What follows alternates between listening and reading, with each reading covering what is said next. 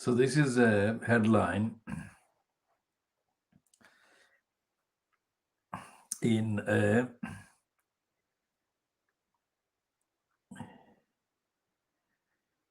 paper in the Philippines, I think. It's called "Make America Respected Again."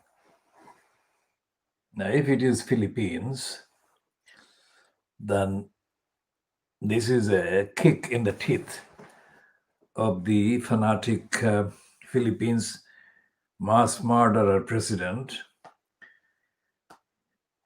Duterte himself. And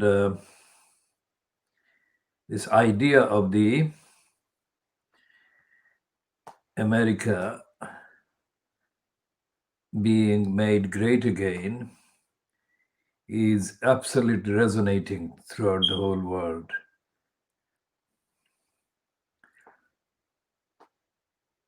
Quite apart from the details of the difference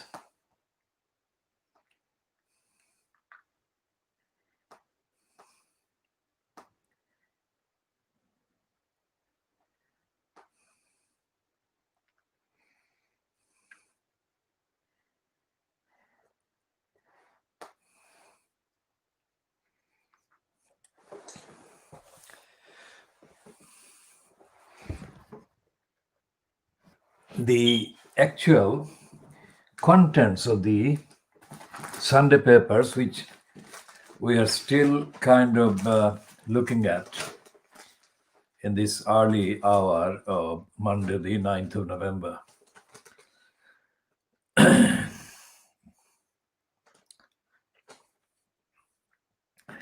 These contents are led by the theme, "Time for America to Heal," says Biden after Pennsylvania delivers poll triumph.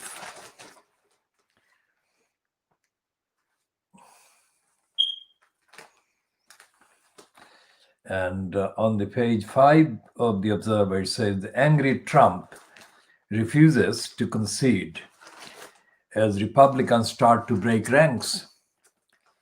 Well, Republicans will have no alternative but to break ranks.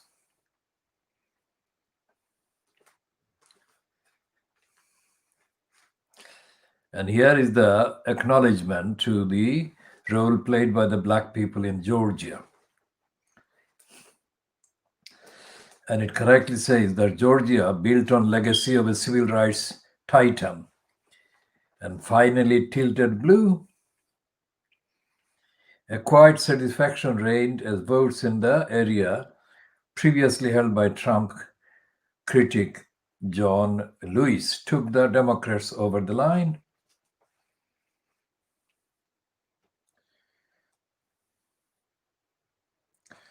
And the picture of Stacey Abrams, who built up and mobilized the votes that made the difference for the Trump candidacy.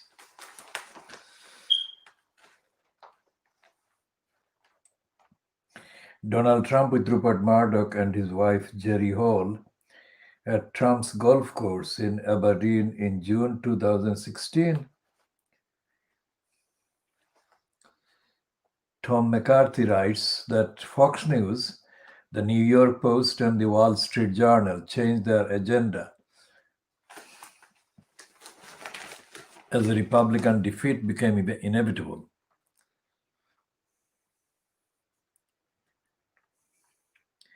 First, the world mocked the chaos, and then the congratulations flowed in.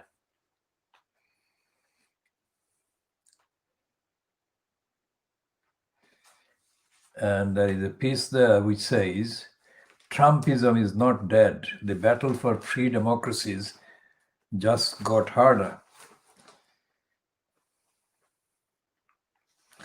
Biden's victory puts pressure on Johnson to avoid no-deal Brexit. It seems that Brexit is not done.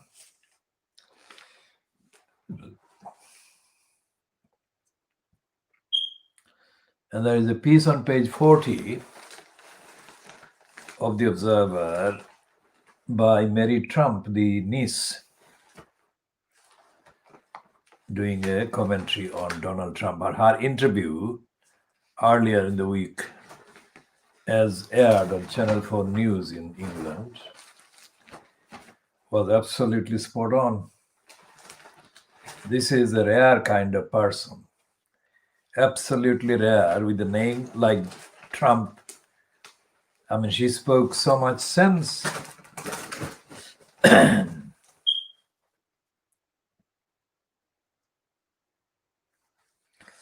And she says, after the White House, the thing my uncle fears more than jail is becoming irrelevant.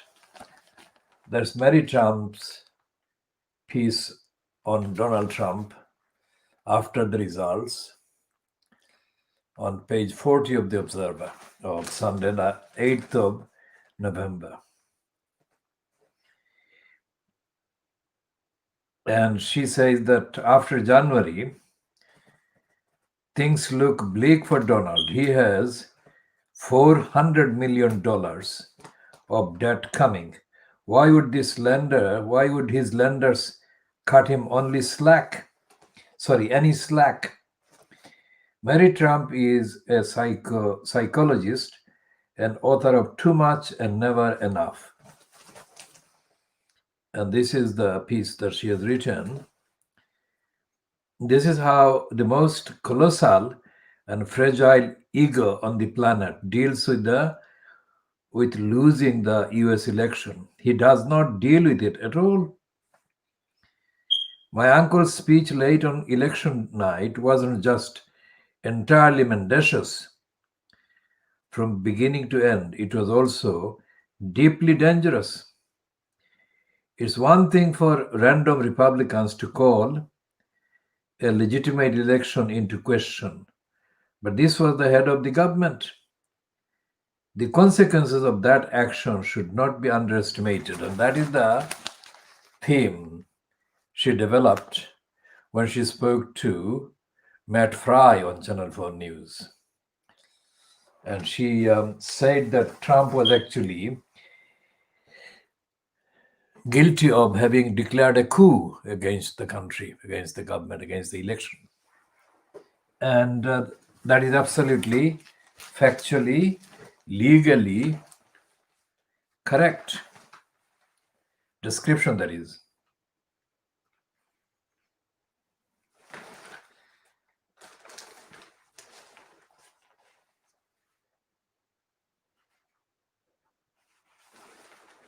There is a rare piece by this woman called Barbara Allen. She's talking about homeless, and she's saying that the society is failing the homeless again. Now we shall be talking about this as the continuation of what we said in the last part, that is part B of the diagnosis of Fleet Street on Sunday, the 8th of November 2020. We were talking in that part, that is the part previous to this one, about the use of the gangsters, the Bangladeshi gangsters, by Mike Tyrrell during the years 1996 up to the end of January 2001 in the vicinity of Whitechapel Sainsbury's and near the Collingwood Street on the one hand and the Bethnal Green Overground Railway Station on the other side. And it's a building called Ashington House. And it's in the Barnsley Street, London E15RD. The word homeless is always used by the media in Fleet Street without any condition, any qualification, any description, any factual reference to how the various stages of the homelessness is created, how many stages are actually involved, and who does the most crime. The crime of creating homelessness where homelessness should not exist. So this entails the following factors. One is the housing stock, accessible to and in control of a local council. And housing stock that may exist within the same geographical area corresponding to the area of the local borough, but may not be owned by the council, may be owned privately by private owners or private freeholders, leaseholders, and agents. So the stock is number one. Number two is the need. And the need needs to be defined within the framework of the existing law. And the cost of the kind of failure to meet the needs, the cost to society and the cost to the actual affected people whose housing human rights. That is a phrase that I have created, housing human rights, not housing rights. Housing human rights gives the truer kind of extent of what is involved.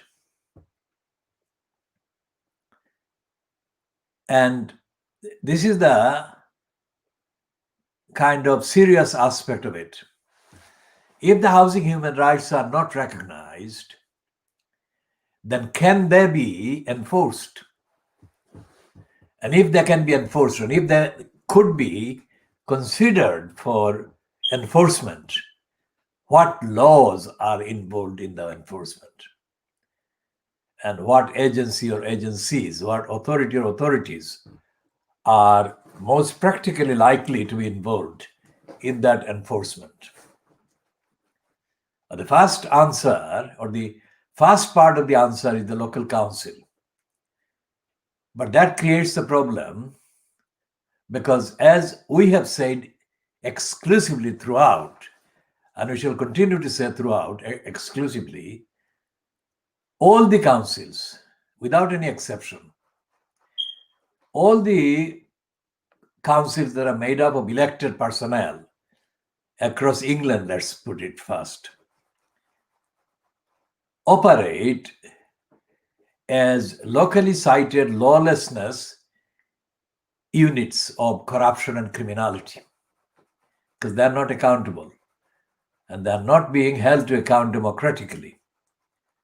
So when the councils are corrupt and engaged in criminality and criminal violations of housing human rights, in terms of logistics, in terms of the need for the necessary amount of resources to be actually available to enforce accountability and answerability by those criminal councils, is paramount and central. And there is not enough resources to hold even 5% of the criminally engaged councils to account. So there is this void, there is this emptiness, there is this absence of audit, accountability, transparency, and responsibility. So if Boris Johnson is currently, as today's papers hint, is about to become the target of replacement by the Conservative Party, which has been forced into coming to the conclusion that Boris Johnson was never fit for the responsibilities that come with the post of Prime Minister. If that is the case, then it's not an accidental situation. That is the norm, that Boris Johnson was never fit and the Conservative Party was never honest and the Labour Party was never coherent in its political stance. and there is no other political party in England. The Greens don't exist. One MP doesn't make Green Party a factor. And nor do the Lib Dems, who have kind of committed the unforgivable crime of putting the Conservatives in strategic positions to grab hold of power and to bring about the Brexit nightmare and all the other consequences. So there is no platform. There is no constitutional law platform. There is no legal platform. There is no democratic platform or forum or avenue which can be applied or invoked to make things correct and to deliver the services to those in need of those services. So Parliament is bankrupt because, as has been seen in the vote for lockdown, Keir Starmer mobilized all the kind of cowed and cowardly and kind of timid Labour Party MPs into submission to the Tories. And they had the lockdown without any debate, without any evidence, without any of the questions that need to be asked about the state of the virus, how it affects people, and what are the actual day-to-day kind of experiences of people. There is no mention of any of that, as we have been saying, in the Fleet Street papers and not in the BBC, not on the Sky. Whatever the BBC does pretentiously turns out to be plasticky and completely false and untrue or misleading or inadequate, insufficient. And with the fact that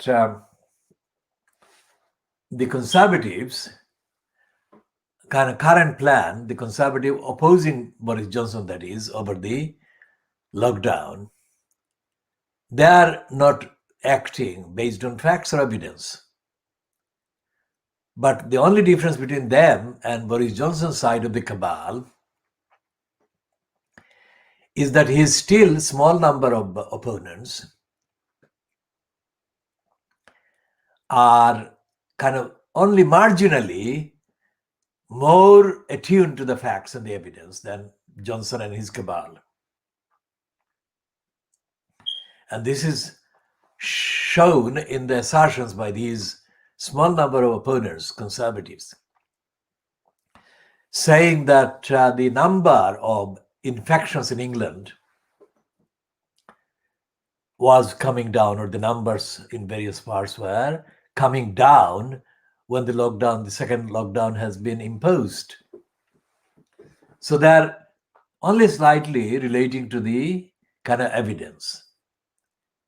And having seen that his American empire has gone and collapsed, Nigel Nasty Farage has taken to condemning the lockdown and making an issue of this, which is a far cry from the completely dishonest heyday that the liar Nigel Nasty Farage confected in the months before the 12th of December 2019 UK so-called election. Nigel Farage was a liar from A to Z about the Brexit party. Now he is saying they will set up an anti-lockdown party. I mean, how pathetic. I mean, pathetic is not the word. I mean, there is no word that can express the complete stupidity of Nigel Farage, Nasty Farage. Nigel, nasty, liar, criminal, crook, fraudster. He has got many cases of fraud committed while he was a member of the European Union, and he will have to answer those. He cannot pretend that those cases are not coming after him. They are. So Nigel Nasty Farage Such an unfit person has been hero worshipped by George Galloway. And George Galloway, as incumbent MP at the expense of the constituency of Bethnal Green and Bow during May 2005 and May 2010, did not do anything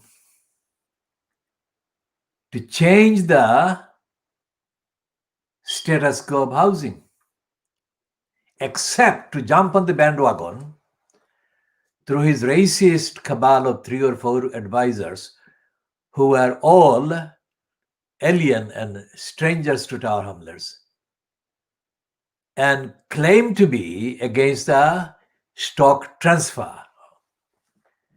What Galloway did not understand, and to this day,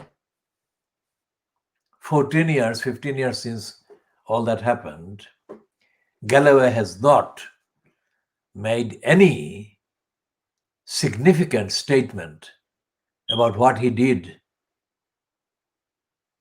to end the corruption in housing in Tower Hamlets, or Tower Hamlets Council's corruption. The corruption of Poplar Haque, the corruption of the crooks of Tower Hamlets community housing. 2 people associated with Galloway's kind of respect activities at that time, but both of them East Enders, did that despite the fact that Galloway's real kind of, quote, leadership was not committed to what they were doing. But these 2 were doing their ordinary Eastern kind of roots thing. They were opposing the stock transfer, and both of them were involved in opposing the plot at that time hatched by the Spitalfields Housing Association. The Spitalfields Housing Association was formed in the beginning of the 1980s as the Spitalfields Housing Co-op, of which detailed updates later, another time. And Spitalfields, as the Housing Association renamed, is situated currently at the corner of Quaker Street and Brick Lane. And it is one of the employees, a crooked, corrupt employees of the Spitalfields Housing Association that led the assault and attacks on the Kitten's house, based opposite between 164, 164 and 170 Brick Lane. During the dates July 2012 and October 2012. Now, 3 of the people that I photographed during a short kind of visit of Tower Hamlets Mulberry Place, when we continued the campaign and handed the Khudilar campaign demands, 3 of the people are to be named here. One is Annetta Pedretti, who got a PhD aged 27 in cybernetics. And she therefore studied linguistics and languages. And so there is Annetta Pedretti, and next is K. Jordan, and next is Hardeep Kaur or Hardeep Kaur. Hardeep was a Sikh person, S-I-K-H. And Hardeep said to me on the day that K. Jordan kind of passed away at the hospital in North London, Royal Free Hospital, and outside of the hospital, a tearful Hardeep Kaur said to me that K. Jordan was her mother, her father, her friend, her best friend, her advisor, her counselor, her support, everything. So it was Hardik Kaur who depended on K. Jordan for all her work as an employee employed by the Spitalfields Small Business Association, which was actually founded about the same time as the Spitalfields Housing Cooperative. The connection between the Spitalfields Housing Cooperative and the Spitalfields Small Business Association is a separate kind of factual package, because the founding was done more than 20 years before the council housing stock transfer. And when the Spitalfields Housing Cooperative in the early decade of this century, that is between the years 2005, 6, 7, 8, whatever, became a part of the corrupt strategy and agenda being pursued by the Tower Hamlets Council. And when this Spitalfields Housing Cooperative was being misled into transferring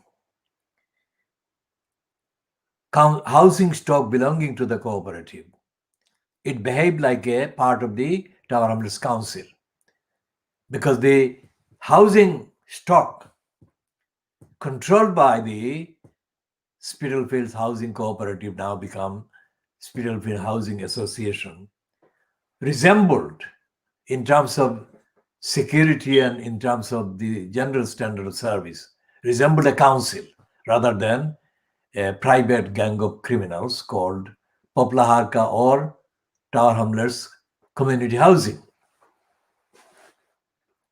And a woman who was involved in the Spitalfields Housing Association as the main member of the staff was the one that got involved in attacking the Kitten's house opposite. And she did that after leaving the Spitalfields Housing Association and getting hired in the name of the Spitalfields Small Business Association. Because of the complexity of the details and the serious need to get the facts absolutely clear, we shall be discussing her role and the role of her co-criminals in extraordinary detail, spread over several parts. As we have been saying, that the attacks on the Kitten's house also attacked world exclusive educational learning and creative and evidential research and action materials that cannot be found anywhere else, could not have been produced by anyone else. And the impact of the attacks and the losses include, in an analytical, discursive manner, in order to understand the implication and the impact of the measure, by saying that the monetary value of one part of the losses, one part, not all the parts, one part of the losses would exceed the combined known, quote, wealth of the 4 American multi-billionaires. Now that does not include the impact and the implication and the losses caused to the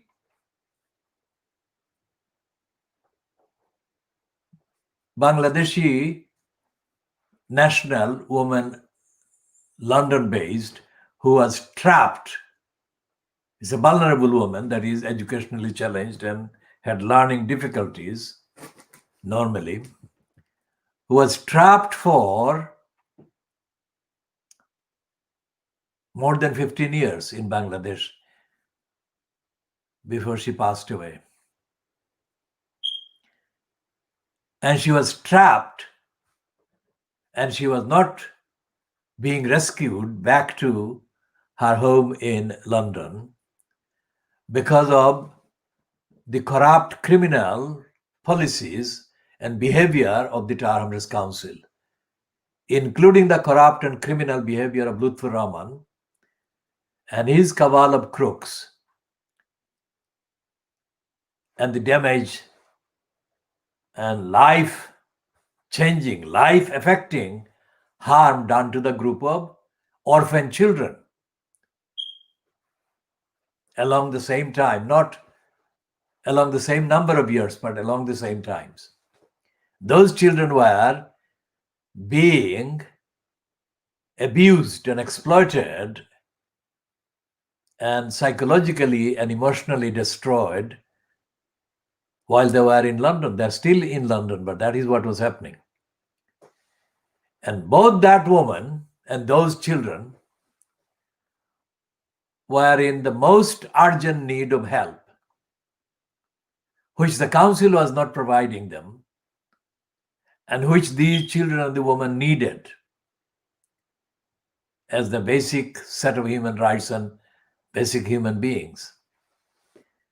And they were both denied by their carer and the rescuer and the helper, being subjected to looting and robbery, which were happening in the Kitten's house in Brick Lane. So the criminals involved in the attacks over 5 years on the Ashington house were attacking the same kind of set of targets. And the attacks on the Kitten's house and the attackers around Ashington house were both related to the Tower Hamlets Council and were working as part of the plot, the conspiracy, hatched with the aid of Michael Tyrrell, Steve Hill, Colin Cormack, and some others. And Lutfur Rahman and Rabina Khan were regularly being told about this. And both Lutfur Rahman and Rabina Khan refused to take the necessary action to stop the criminals' attacks. And the damage and the harm and the detriment and the losses that they were warned would happen went unchecked.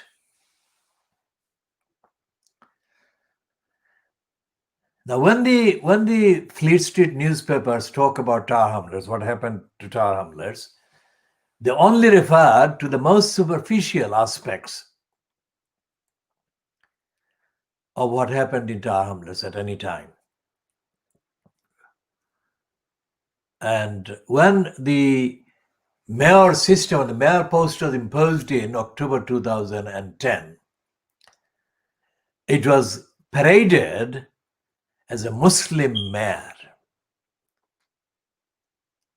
And the fact that it was paraded as a Muslim mayor instantly kind of ignited the general racist, anti-Muslim racist hostility in all the known and temporarily, some of them temporarily dormant anti-Muslim racists across England. And instead of the kind of target hotspot being in Luton, where this particular nasty EDL leader Tommy Robinson was based at. The focus of the British mainstream media, hostility towards the Muslims, shifted to Tower Hamlets. Not because the ordinary Muslims resident in Tower Hamlets did anything extraordinary.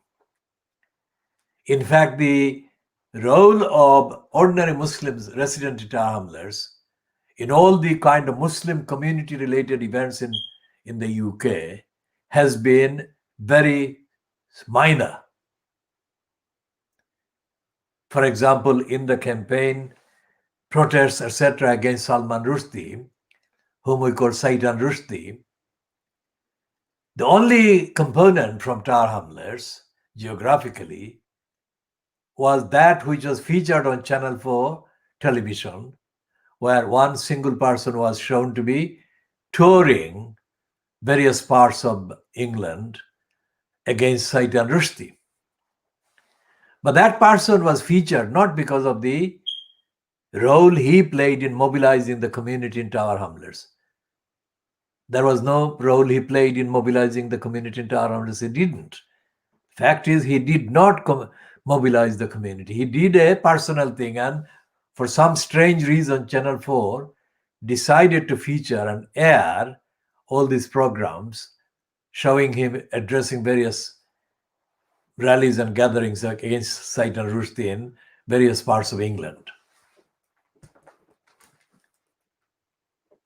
But the Muslims were not organized in a political way in Tower Hamlets. Muslims are not organized in an electoral way in Tower Hamlets, ever, and they still are not. What exists and existed 10 years ago is the secretive kind of formation called the Council of Mosques in Tower Hamlets. They are not accountable to ordinary Muslims in Tower Hamlets.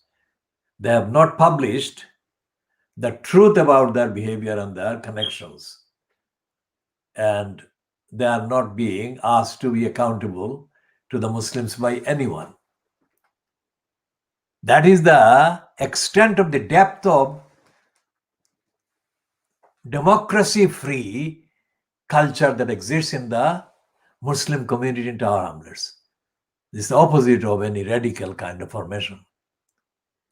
And yet, when Lutfur Rahman was reported as being installed as the mayor in the name of Tower Hamlets at the expense of Tower Hamlets, the fact that he is a quote Muslim was the only one that was picked up by the racists in the UK and the racists in the USA who copy and paste whatever happens in Britain. And the first, or one of the first organizations that identified Lutfur Rahman as associated with extremist Muslims was the organization that later came to be known as the one that Steve Bannon had founded. So this took place about, 5 years? Yes, 5 years before Trump surfaced as a candidate. And for those 5 years, the fact that Lutfur Rahman was still in post for the 5 years as mayor, he was reported as being involved with all kinds of Muslim things, extremist Muslim things. Now it has to be said that Lutfur Rahman is not involved in anything. Lutfur Rahman has never been involved in anything. That is to say, he is not a political being. He has never been. He doesn't have there is no evidence that he has the intellect or the understanding of the political situation at all. The only thing that Lutfur Rahman is capable of doing is promoting himself. Now that is dangerous as well, because he can then sell his soul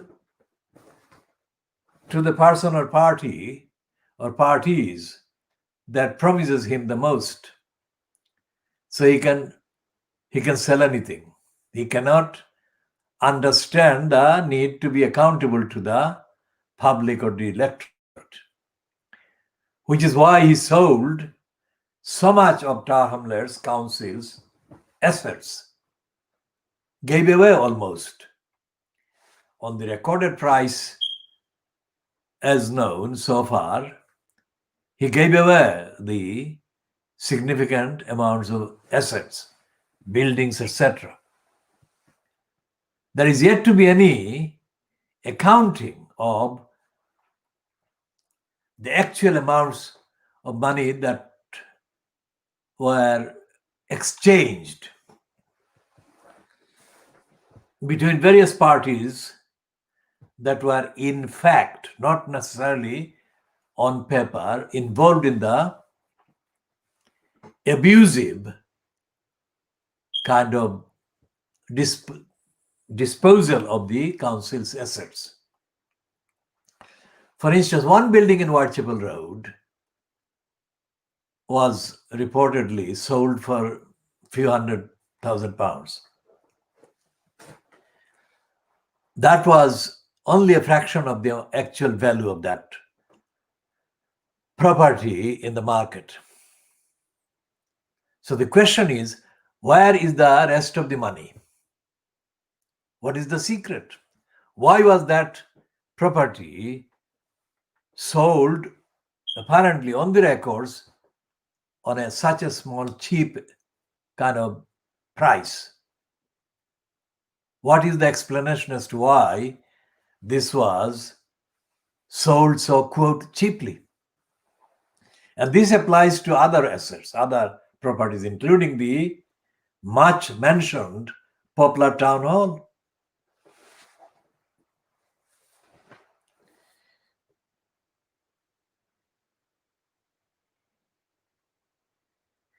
So what has happened is that the abuse of the properties, both council housing stock and council property that was not housing stock but was commercial property or other properties, these were the main kind of, if you like, items that were abused in material terms.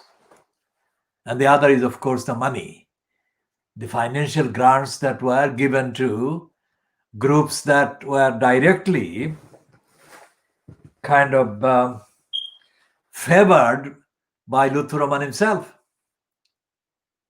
There happen to be Bangladeshi persons who control these groups.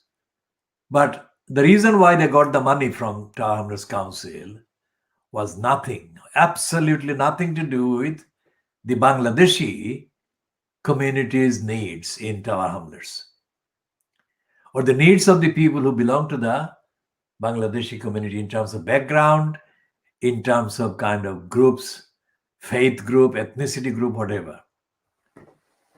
The reason why they were given the money by Lutfur Rahman was because Lutfur Rahman considered them usable in getting him the necessary number of votes that he needed at any election, whatever the time was.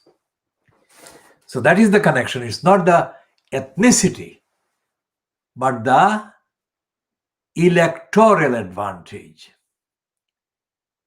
This is not anything to do with the Bangladeshi kind of victims of racism being helped or the Bangladeshi community's educational needs being met. It is to do with manipulating those individual kind of persons controlling those groups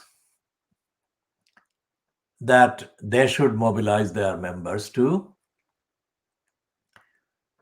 members or supporters or people in contact with them to cast their vote at the next election for Lutfur Rahman. It is a very significant difference, but it's not always so easy to make obvious. It's not obvious that there is a difference between these Bangladeshi background people being helped, not because of their Bangladeshi background, but because of the potential role they could play in mobilizing votes for Lutfur Rahman. Because the grant money was not being given essentially to help education or other kind of benefits or charitable benefits that the Bangladeshi community or the members of these groups would be benefiting from. Now, if the council's money can be abused like that, if the council's controlled assets can be abused like that, it doesn't require a serious investigation to conclude that the council's role in connection with the various organizations it was involved with was being abused or was being capable of being abused, which is what happened. One criminal still involved in the Spitalfields Small Business Association conspired with the council and had them issue a bogus notice on him on a flimsy kind of excuse about the items stored at the Kitten's house area. So the series of lies that this liar uttered and perpetrated are there on the record. And those lies were being told with the collusion of Tower Hamlets councils, criminals in post, who were all working to the agenda that Lutfur Rahman was promoting through them. That is to mislead the owners of the properties and to mislead the carers of the kittens and the carers of the children being abused and of the woman being trapped in Bangladesh.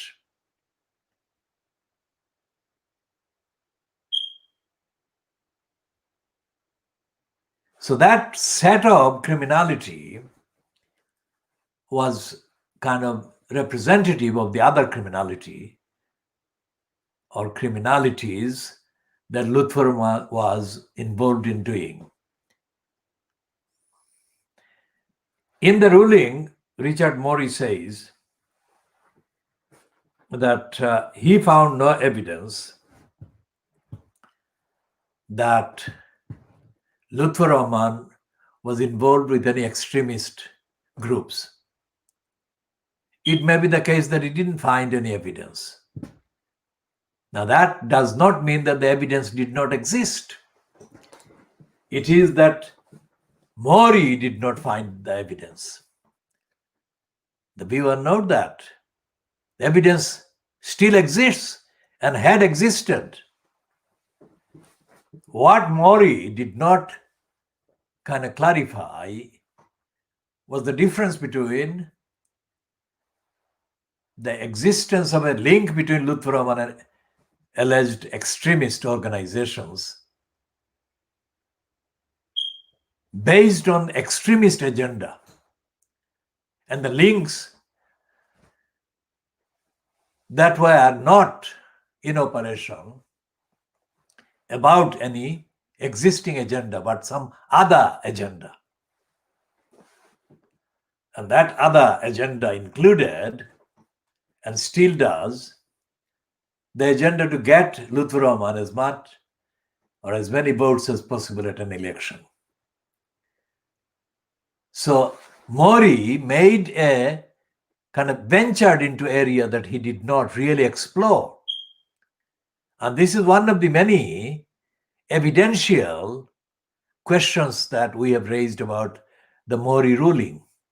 Not because his ruling was kind of untruthful or illegal. Make a point there. What we are saying that he could have investigated, he could have explored the actual evidence that existed, but he didn't. Because if he did explore those facts that constituted the further evidence of aggravating illegality done by Lutfur Rahman and his cabal and his regime, he would have found tens of cases that Lutfur Rahman was abusing the council. Not only was Lutfur Rahman guilty, but the legal kind of monitoring officer, Isabel Freeman, was guilty. And the so-called head of the Democratic Service, John S. Williams, was guilty. And the other criminal, Cavan Collins, the criminal crook Cavan Collins, who appeared twice on Channel 4, once as the undercover boss, and the other times as the liar selling the council housing corruption as an achievement on the part of the council about housing. And on both programs, Cavan Collins lied his way into the programs, and the morons in Channel 4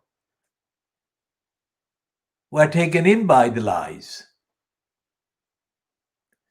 Now, the cost of those lies and lying and idiocies are being borne by the people victimized by Tarham's Council into loss of housing, human rights, and loss of the Kitten's house and the other losses.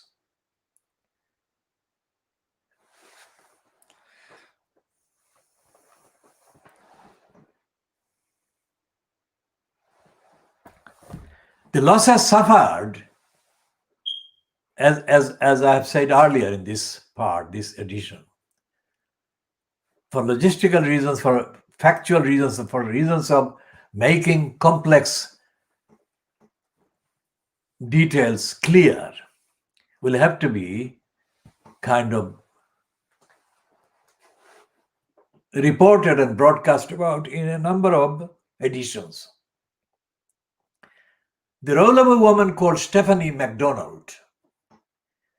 Now, Stephanie MacDonald is a proven criminal. A proven criminal, fraudster, racist, liar, a conspirator. And her conspiracy and her criminality and her lying were kind of perpetrated with the allowance she was given by this criminal called Aziz Chowdhury or Azizur Rahman Chowdhury, who has been falsely kind of occupying the post of chair of this Spitalfields Small Business Association. And Azizur Rahman Chowdhury has been directed by the DNA racist, born racist, anti-Muslim hater, a woman who was born in the early 1920s and who is at this stage resident in London NW3, called Rhoda Braun. This Rhoda Braun is seen standing behind me in a picture of the demonstration we held on the Friday, 22nd of October 2004 in the Greater X Street. So the role of the behavior of the three, Azizur Rahman Chowdhury, Stephanie MacDonald, and Rhoda Braun, are at the center of severe damages that they plotted to do to the work of the community. We have already summarized and kind of referred to earlier in this edition and previous editions. And we shall add to these three the role played by a crook posing as a barrister or solicitor, and the role played by two other employees in the Spitalfield Small Business Association. One has since been kind of sacked effectively, and the other one has maintained his job and has styled himself as increasingly getting promotions in return for his criminal collusion with the other crooks and criminals. Now, all these criminals, except Stephanie McDonald, owe their kind of careers to K. Jordan. And because the facts of their crimes concern activities that are not carried out in front of the public, like in the middle of the street, in order to understand what they did and what they have been doing since, it is important to classify the facts in ways that are accessible in terms of understanding.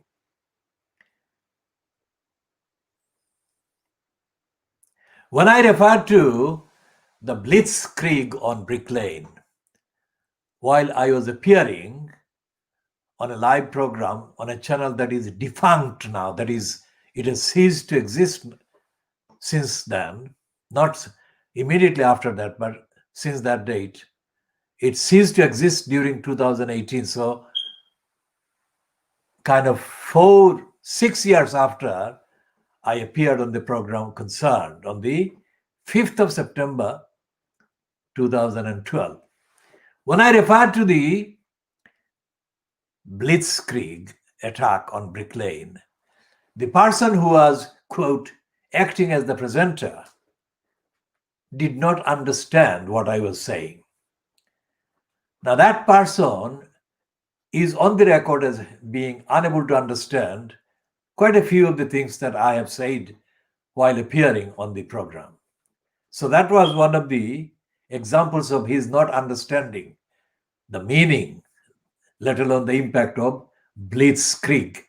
He asked me, and I explained in short, but to this day, that was 2012, and this is 2020, and this is more than kind of 8 years after that particular appearance on the 5th of September 2012. And it was agreed that I shall give the factual details of that blitzkrieg in the weekly appearances that I was going to make. And he promised viewers that that would happen, that I would be appearing and would be reporting about what was going on in Brick Lane in detail in the programs that were to follow according to his promise. And we shall be talking about what happened to his promise and the exact words, etc., in a later edition. Going back to the role of the Tower Hamlets Council and the Tower Hamlets Council's employees and the council's mayor in post at the time, Lutfur Rahman, and the role of Rabina Khan, who was supposedly the member of Lutfur Rahman's cabinet as responsible about housing. She was not responsible about housing. Rabina Khan behaved totally ignorantly, totally dishonestly, and totally offensively, insultingly, misleadingly, untruthfully, and corruptly. Because she was doing the same thing as Lutfur Rahman was doing.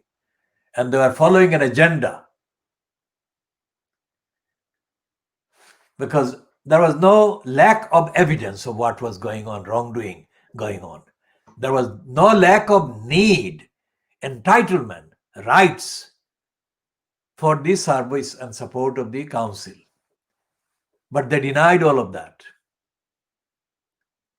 And to this day, 9 years since Rabina Khan became involved in 2011, with the beginning of the attacks on the Kitten's house and the other housing aspects, Rabina Khan has not sat down to discuss the facts.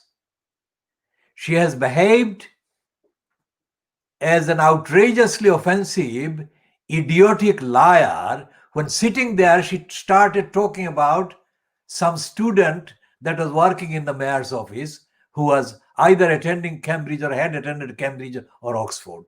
That was not what the meeting was about.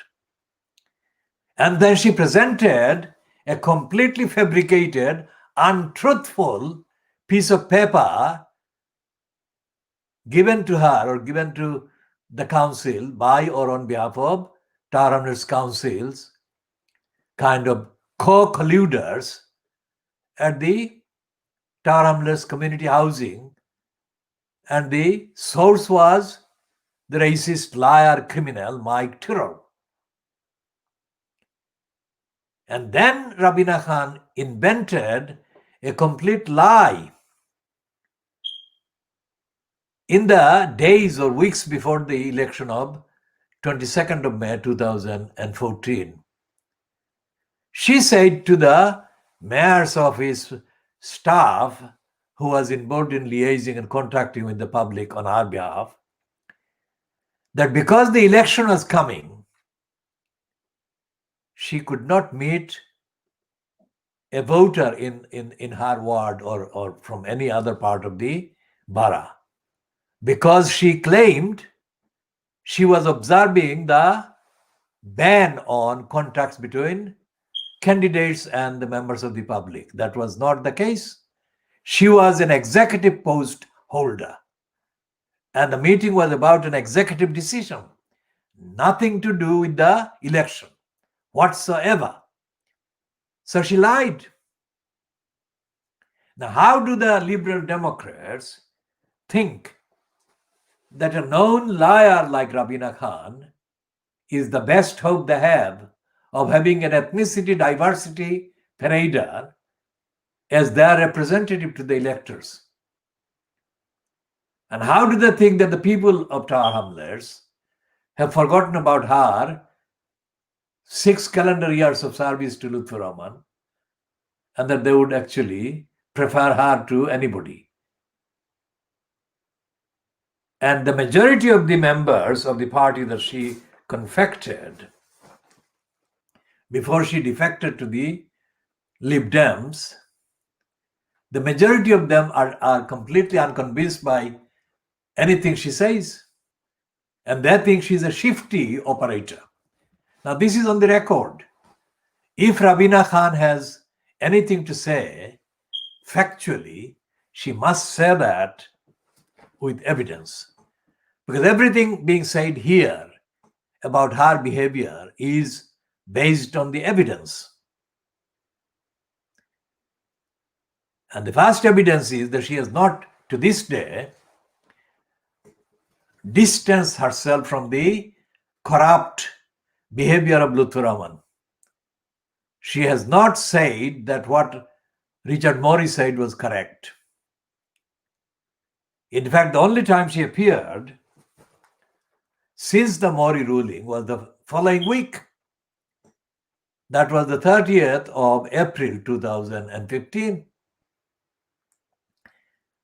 And there are videos in existence that play her paying absolute, the fullest possible tribute to Lutfur Rahman and giving him credit for making her political career. So what are the Liberal Democrats playing at?